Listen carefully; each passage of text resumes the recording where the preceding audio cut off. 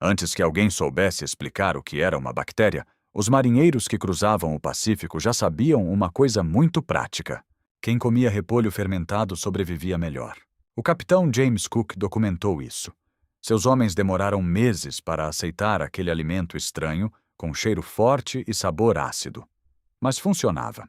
E na época ninguém entendia exatamente por quê.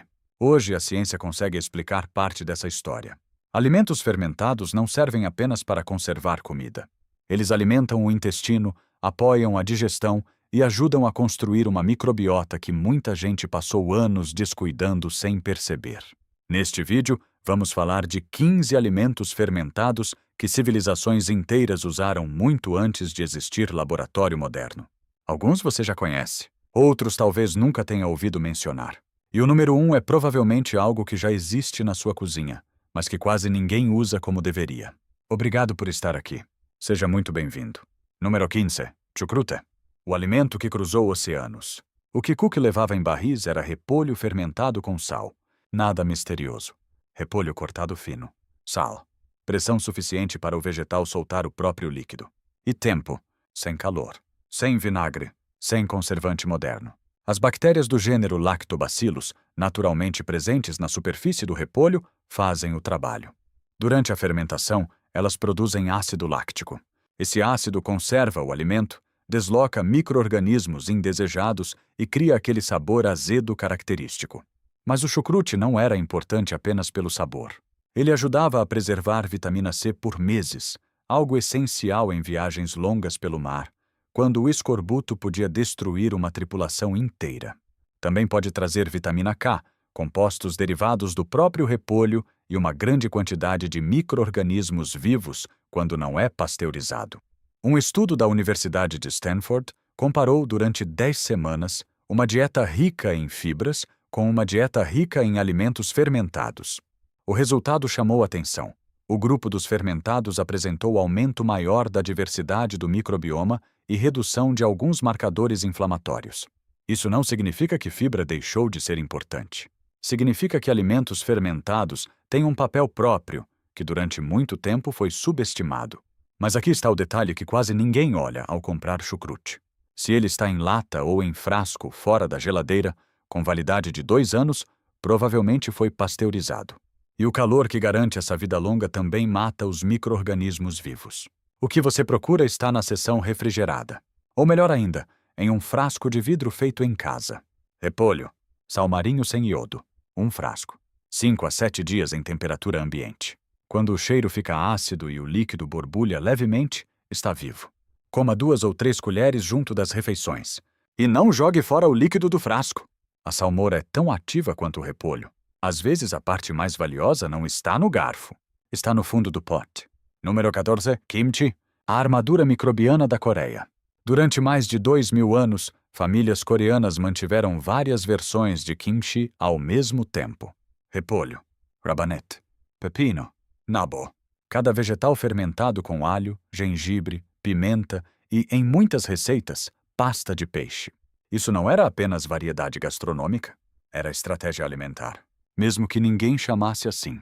Hoje sabemos que diferentes vegetais, temperos e tempos de fermentação produzem perfis microbianos diferentes. O kimchi pode gerar cepas de bactérias lácticas que não aparecem da mesma forma em outros fermentados. E existe uma razão para ele ser tão interessante. Ele não entrega apenas bactérias. Ele também entrega alimento para essas bactérias.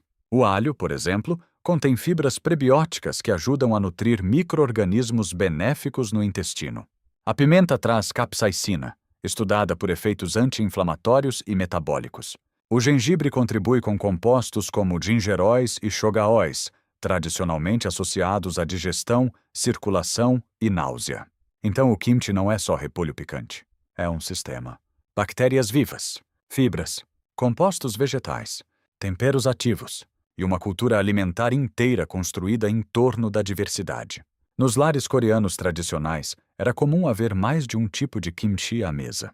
Hoje, pesquisadores entendem cada vez melhor por que essa diversidade importa. Um microbioma mais diverso costuma aparecer associado a melhores marcadores de saúde a longo prazo. Algumas colheres junto das refeições já bastam. Não precisa comer um balde. Até porque, se você fizer isso no primeiro dia, talvez o seu intestino envie uma reclamação formal. Número 13. Kefir. A bebida que supera o iogurte em quase tudo que importa. O kefir vem de tradições do Cáucaso, região que inclui áreas da atual Geórgia, Armênia e Azerbaijão. Durante muito tempo, essas populações chamaram a atenção de viajantes e pesquisadores pela longevidade. E em muitas dessas dietas, o kefir aparecia todos os dias. O kefir é feito com grãos de kefir. Eles parecem pequenas couves-flores translúcidas, mas na verdade são colônias simbióticas de bactérias e leveduras. Esses grãos fermentam o leite e produzem uma bebida ácida, levemente efervescente e muito mais complexa do que o iogurte comum. Um iogurte comercial pode ter 2 a 7 cepas bacterianas. O kefir tradicional pode ter dezenas. Isso não é uma diferença pequena. É outra categoria. Durante a fermentação, parte da lactose é digerida pelas bactérias. Por isso, algumas pessoas com sensibilidade leve à lactose toleram kefir melhor do que leite comum. Estudos também investigam seus efeitos sobre sintomas digestivos, inflamação e composição da microbiota. Mas aqui existe um detalhe importante. O kefir real é mais fino que o iogurte. Tem acidez perceptível. Pode ter leve gás. Se parece iogurte doce, espesso, suave e cheio de aroma artificial, provavelmente está mais perto de sobremesa láctea do que da bebida tradicional. O melhor kefir é simples, light, grãos vivos, tempo, e aquele sabor que avisa. Sim, há micro-organismos trabalhando aqui. Número 12, kombucha. O ácido que trabalha na digestão. A kombucha tem mais de 2.000 anos de história ligada à China, à Rússia e ao leste europeu. Ela é feita a partir de chá adoçado fermentado por um SCOBY, uma cultura simbiótica de bactérias e leveduras. Durante a fermentação, essa cultura produz ácidos orgânicos, especialmente ácido acético e ácido glucurônico. O ácido acético é responsável por parte daquele sabor ácido e vivo. O ácido glucurônico é estudado por seu papel em processos de conjugação e eliminação de compostos pelo organismo. É por isso que muita gente tradicionalmente associou kombucha à digestão e limpeza do corpo. Mas é melhor não exagerar. Kombucha não é poção mágica. É uma bebida fermentada com ácidos orgânicos, compostos do chá, pequenas quantidades de vitaminas do complexo B e micro-organismos, dependendo do preparo. Seu perfil probiótico costuma ser menor que o do kefir ou do chucrute, mas seu perfil de ácidos é bem característico. A dose tradicional é pequena, algo como 120 a 240 mililitros antes de uma refeição, como tônico digestivo. O que você deve procurar? Kombucha crua, não pasteurizada, com culturas vivas, e com pouco açúcar por porção, porque algumas garrafas modernas têm tanto açúcar que a microbiota até olha desconfiada. Kombucha funciona melhor como fermento funcional, não como refrigerante disfarçado de saudável. Número 11. Iogurte integral tradicional. A base que quase ninguém come de verdade hoje. Existe uma diferença enorme entre o iogurte que civilizações antigas desenvolveram e aquele potinho colorido, sabor morango, baixo em gordura, cheio de açúcar e tratado para durar muito tempo na prateleira. Eles compartilham o nome, mas não a função. O iogurte tradicional era feito com leite integral, fermentado por 12 a 24 horas, até que as culturas realmente proliferassem. Em muitas regiões, ele era depois escorrido para ficar mais espesso, concentrado e rico em proteína. Gregos, povos do Oriente Médio, comunidades do sul da Ásia e regiões da Ásia Central desenvolveram versões próprias desse alimento. E quase sempre ele aparecia como comida de recuperação. Para doentes, idosos, crianças, pessoas que precisavam reconstruir força digestiva, a ciência moderna começou a confirmar parte dessa observação antiga. Iogurte fermentado de verdade pode ajudar na recuperação após uso de antibióticos, reduzir a duração de alguns episódios de diarreia infecciosa e apoiar a microbiota intestinal. Mas precisa ser iogurte vivo, com culturas ativas, sem pasteurização depois da fermentação, e de preferência integral. A gordura não é inimiga automática. No iogurte tradicional, ela carrega compostos importantes e ajuda na saciedade. Quando removemos toda a gordura e compensamos com açúcar, criamos outro produto. Mais leve no rótulo, nem sempre melhor para o corpo. O iogurte antigo era comido com azeite, ervas, pepino, alho, sal, frutas simples ou mel. Não precisava de xarope colorido nem de mascote sorrindo na embalagem. Número 10. Miso. A fábrica de enzimas que o Japão refinou por mais de 1000 anos. O miso é feito de soja fermentada com arroz ou cevada, usando um fungo chamado Aspergillus oryzae. Nas versões tradicionais, a fermentação podia durar meses ou anos. E esse tempo muda tudo. Miso fermentado por muito tempo desenvolve sabor profundo, salgado, complexo e cheio de umami. Mas também desenvolve um perfil muito diferente das versões rápidas e industriais. Durante a fermentação, a soja é transformada. Proteínas são quebradas em aminoácidos. Carboidratos são modificados. O ácido fítico, que pode dificultar a absorção de minerais, é reduzido. E o resultado é um alimento mais digerível, mais aromático e mais interessante do que a soja sem fermentar. No Japão, a sopa de miso no café da manhã foi parte da rotina de muitas populações longevas. Não porque fosse moda, mas porque era comida diária. Simples, quente, salgada, viva. O detalhe essencial é não ferver o miso. Cozinheiros japoneses sabem disso há séculos. Você dissolve o miso em caldo quente, mas não em ebulição.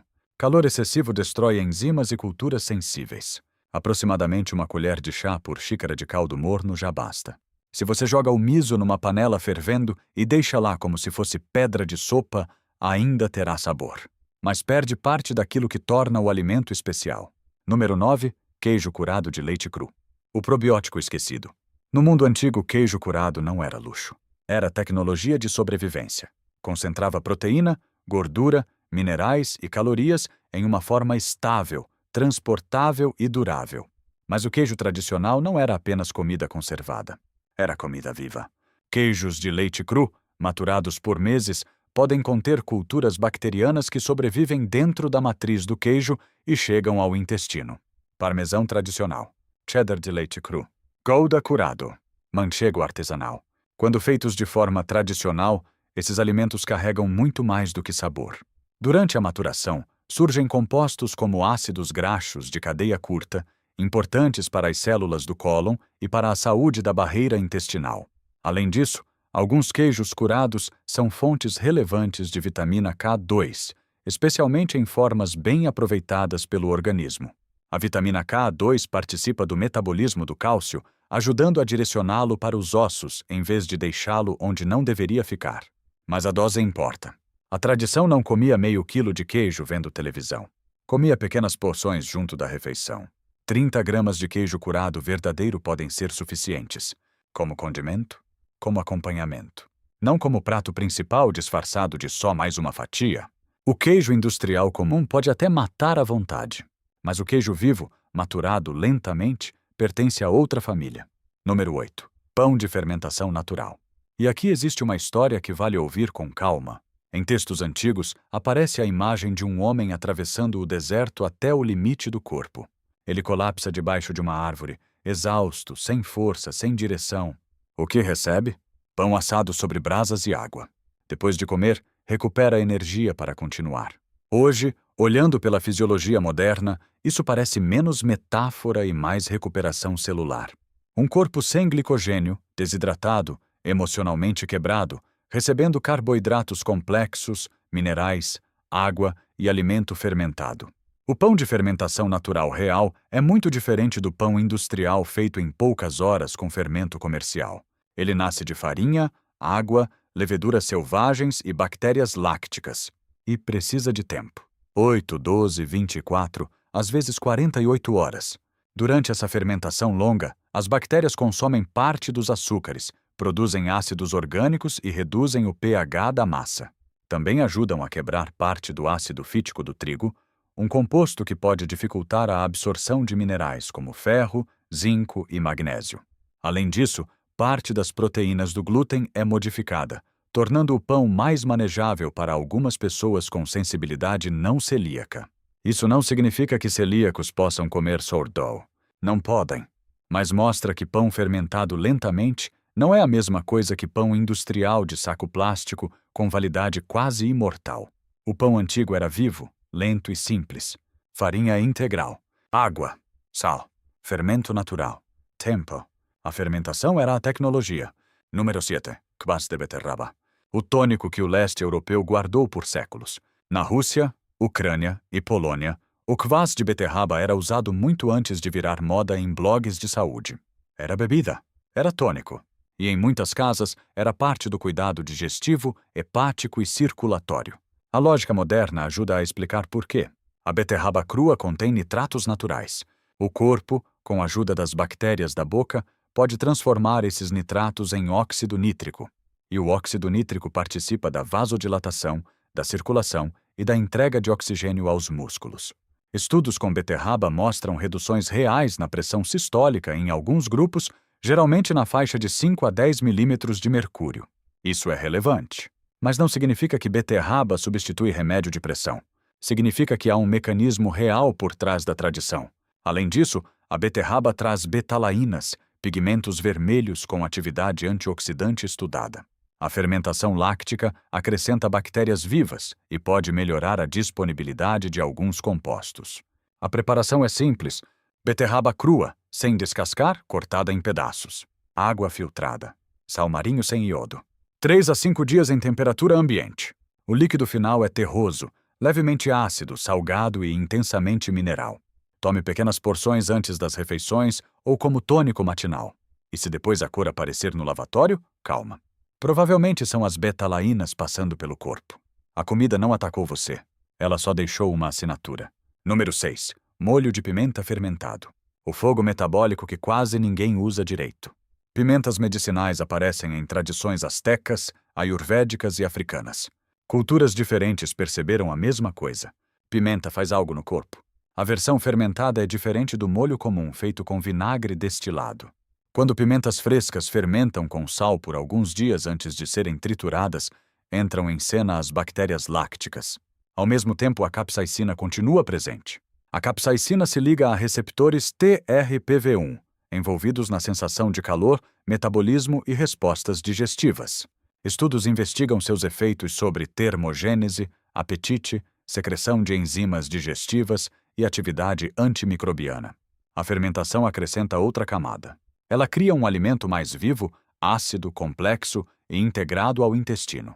Algumas pesquisas também relacionam pimentas fermentadas à produção de ácidos graxos de cadeia curta por bactérias intestinais, especialmente compostos como o butirato, importante para a saúde da barreira intestinal. Mas a regra é simples: use como condimento. 1 ou 2 colheres pequenas sobre a comida, não como desafio de internet. As cozinhas mexicana, coreana e da África Ocidental entenderam isso há muito tempo. A pimenta fermentada não era acidente de sabor. Era hábito funcional construído por gerações. Número 5. Alho fermentado em mel. A medicina de despensa que desapareceu das casas. Alho e mel aparecem separadamente em textos médicos de muitas culturas antigas. E isso não parece coincidência. Eram ingredientes baratos, disponíveis e usados por pessoas que precisavam de resultados práticos, não de promessas bonitas. Quando os dois se juntam e fermentam lentamente, a preparação muda. O alho fresco contém alicina, composto associado ao cheiro forte, ao ardor e à atividade antimicrobiana do alho cru. A miel crua traz enzimas, baixa atividade de água e compostos antimicrobianos próprios. Quando dentes de alho inteiros ficam submersos em mel cru por 4 a 8 semanas, o alho perde parte da agressividade. Fica mais macio, mais adocicado, mais fácil de usar. E a miel se infunde com os compostos do alho. O resultado é um alimento tradicional de despensa, usado especialmente em épocas de frio, garganta irritada ou primeiros sinais de mal-estar. A pesquisa moderna sobre o alho investiga efeitos sobre pressão arterial, colesterol, imunidade e atividade antimicrobiana. A pesquisa sobre mel cru também documenta propriedades antibacterianas e uso tradicional em feridas e irritações. Mas, de novo, isso não transforma o frasco em milagre. É alimento funcional. Não substitui médico, antibiótico ou atendimento em caso sério. Para fazer, coloque dentes de alho frescos e descascados em um frasco limpo. Cubra totalmente com mel cru, não filtrado. Tampe de forma solta. Deixe em temperatura ambiente por 4 a 8 semanas. Abra a tampa a cada poucos dias para liberar gás. Os dentes afundam, amolecem e ficam mais suaves. 1 a 3 unidades por dia já é bastante para a maioria das pessoas. E se você exagerar, talvez afaste bactérias, vampiros e pessoas na mesma conversa. Número 4. Vinagre de maçã com mãe. o regulador de açúcar que já existia antes do problema moderno. O vinagre aparece em registros de muitas culturas como alimento, condimento e preparação doméstica. O vinagre de maçã verdadeiro nasce de uma dupla fermentação. Primeiro, as maçãs fermentam e viram uma bebida alcoólica parecida com cidra. Depois, bactérias transformam esse álcool em ácido acético. A mãe é a colônia viva responsável por parte desse processo. Quando o vinagre não é filtrado nem pasteurizado, ela aparece como uma massa turva, filamentosa, no fundo da garrafa. O ácido acético é o principal composto de interesse. Estudos controlados mostram que uma pequena quantidade de vinagre antes de refeições ricas em carboidratos pode reduzir picos de glicose pós-refeição em algumas pessoas. O mecanismo envolve desacelerar a digestão do amido e a entrada de glicose no sangue. Também há estudos investigando sensibilidade à insulina, glicose em jejum e triglicerídeos. Mas a forma de usar importa. Nunca tome vinagre puro. A acidez pode irritar o esôfago e danificar o esmalte dos dentes. Use sempre diluído. Uma colher de chá ou uma colher de sopa em um copo de água, 10 a 15 minutos antes da refeição. Simples, barato e muito menos glamuroso do que um suplemento caro com nome futurista. Número 3. Natto. Talvez o alimento cardiovascular mais subestimado do planeta. O natto é soja fermentada com bacillus subtilis. No Japão, ele faz parte do café da manhã tradicional. Para quem prova pela primeira vez, a experiência pode ser intensa, textura pegajosa, cheiro forte, fios elásticos. Um alimento que parece testar sua coragem antes de oferecer seus benefícios. Mas por trás dessa aparência difícil, existe uma bioquímica impressionante. Durante a fermentação, o natto produz uma enzima chamada nattoquinase. Essa enzima é estudada por sua relação com a fibrina, proteína envolvida na formação de coágulos. Pesquisas investigam seu potencial para apoiar a saúde cardiovascular, viscosidade sanguínea e circulação. Isso não significa que natto substitui anticoagulantes ou tratamento médico, mas explica por que ele chama tanta atenção entre os fermentados. Outro ponto importante é a vitamina K2. O natto é uma das fontes alimentares mais ricas de K2, especialmente na forma MK7. Essa vitamina participa do metabolismo do cálcio, ajudando a direcioná-lo para ossos e dentes.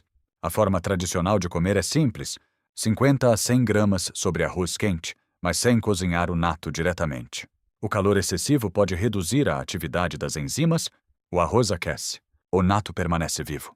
E se o sabor assustar no começo, tudo bem. Alguns alimentos não tentam conquistar você com charme. Eles chegam dizendo, confie no processo.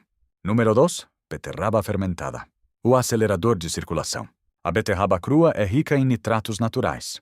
No corpo, com a ajuda das bactérias presentes na boca, esses nitratos podem ser convertidos em óxido nítrico. E o óxido nítrico participa de processos importantes: vasodilatação, circulação, entrega de oxigênio aos músculos, eficiência cardiovascular. Por isso, a beterraba aparece tanto em estudos sobre pressão arterial e desempenho físico. Ensaios com consumo de beterraba mostram reduções reais na pressão sistólica em alguns grupos, além de melhora em resistência ao esforço e uso de oxigênio. Mas existe um detalhe importante. A forma de preparo muda tudo. Quando você ferve a beterraba, parte dos compostos mais interessantes pode se perder na água ou degradar com o calor. A preparação tradicional do leste europeu é mais simples e, em muitos sentidos, mais inteligente.